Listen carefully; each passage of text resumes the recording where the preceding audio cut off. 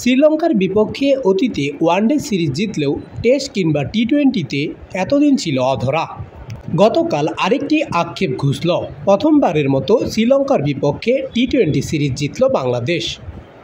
শ্রীলঙ্কার মাটিতে যে কোনো ফরম্যাটে বাংলাদেশের প্রথম সিরিজ জয় এটি। গতকাল কলম্বোর প্রেমাদাসা স্টেডিয়ামে প্রথমে ব্যাট করতে নেমে লঙ্কানরা 132 রান সংগ্রহ করে। বল হাতে নেতৃত্ব দেন স্পিনার মেহেদী হাসান। 4 ওভারে 11 রান দিয়ে 4টি উইকেট নেন। মাঝারি রানের টার্গেটে ব্যাট করতে নেমে 21 বল বাকি থাকতে 8 উইকেটের জয় পায় বাংলাদেশ। ব্যাট হাতে বড় ভূমিকা রাখেন তানজিদ তামিম। 47 বলে করেন 73 রান। এই জয়ের ফলে 3 ম্যাচ টি-20 সিরিজ 2-1 ব্যবধানে জিতল বাংলাদেশ।